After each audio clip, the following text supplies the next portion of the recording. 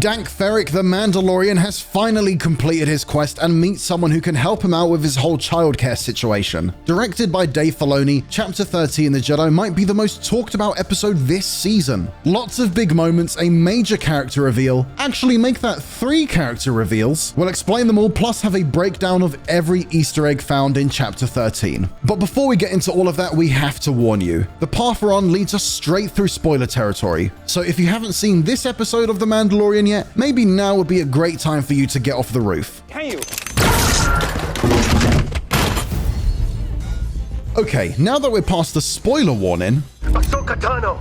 Reveal number 1. There she is, Ahsoka Tano, portrayed by Rosario Dawson. It was rumored for at least a year. Disney never officially confirmed it, but here's the only confirmation we need.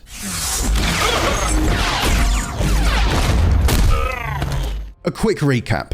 Ahsoka is on the planet Corvus and has the city of Caladan under siege as she tries to get information from the magistrate who rules there. The magistrate hires Mando to kill Ahsoka and offers him a pike made of pure Beskar to do it. He accepts, but only because he wants to complete his quest and return the child to the Jedi. No Commander Rex and no Sabine Wren, but there are a bunch of other Clone Wars and Rebels references in this episode. We'll break those down in just a second. Din Djarin practically begs Ahsoka to train him, but when she uses the Force to communicate with him, she reveals the child's new name, and no, as everybody correctly guessed, it's not Baby Yoda. Grogu? That's his name. Character reveal number 2 on a technicality. Grogu was raised in the Jedi Temple on Coruscant, hidden after Order 66, and someone took him from the temple. And as huge as that reveal is, it's not even the biggest one left in this episode. More on that in a second. Ahsoka mentions Master Yoda and that the Jedi Order is no more before deciding that she can't train Baby Grogu. His attachment to you makes him vulnerable to his fears.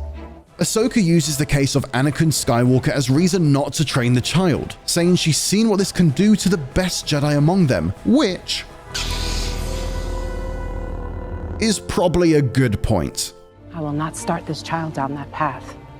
Mando insists that Grogu be trained and Ahsoka relents. She tells Mando to take Grogu to a temple on the planet Tython that's strong in the Force, so another Jedi out there in the galaxy could sense Grogu's presence and seek him out. Now, we have a pretty good idea of what that could mean, but hang on. That will make more sense in a minute, but Ahsoka breaks down the main problem with this plan.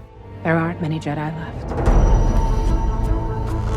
In the middle of this episode, we get an awesome lightsaber duel. Ahsoka dual-wielding the same sabers she used in Rebels, while the villain, the Magistrate, used that fancy Beskar pike. This seems like pretty clear foreshadowing for a future duel against the Darksaber, but that's not the main takeaway here.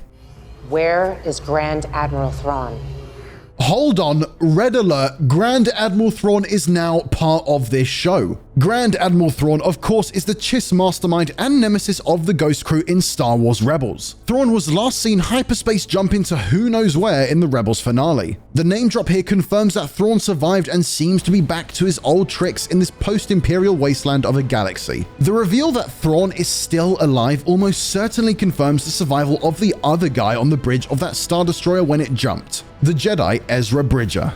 In fact, the last time we saw Ahsoka before this, she was venturing out into the unknown regions to search for Ezra with Sabine Wren. Unless Ahsoka already found Ezra, the fact that she's hunting Thrawn almost definitely confirms that she's still hunting for Ezra. There's a good chance that Mando and Grogu are now Ezra bait. They're headed to the ancient Jedi temple on Tython to hopefully send Grogu's Force presence out into the galaxy like a beacon. And according to Ahsoka, if there's another Jedi out there, they will come and seek Grogu. Yes, Luke Skywalker is always a possibility, but there's a good chance he might be a bit too busy. Cal Kestis and Sierra from Jedi Fallen Order are definitely contenders, but the inclusion of Ahsoka and Thrawn in this episode has to point to Ezra Bridger being that Jedi. So we think we'll see Ahsoka again pretty soon. Meantime, Mando has a sweet new Beskar pike he can use to practice for the inevitable duel with Moff Gideon and his Darksaber. And right before we wrap this up, here's a couple of Easter eggs we found. The Grand Admiral Thrawn character originated in the expanded universe / Legends novels by Timothy Zahn. The planet Tython comes from Legends, making its most notable appearance in Star Wars The Old Republic. There's another Lothcat running around the city of Caladan. Ahsoka's trusty owl, Morai, can also be seen in the forest. The HK-87 assassin droid, a much newer model compared to the HK-47 droid from Knights of the Old Republic. And speaking of killer robots, that's Terminator's Kyle Reese himself, Michael Biehn, playing the Magistrate's muscle. Kind of nice to see him fighting with the killer robots for a change.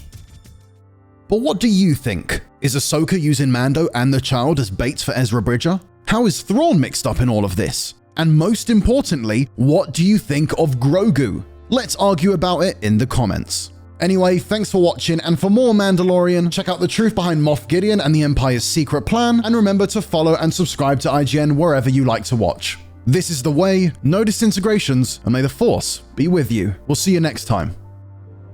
May the Force be with you.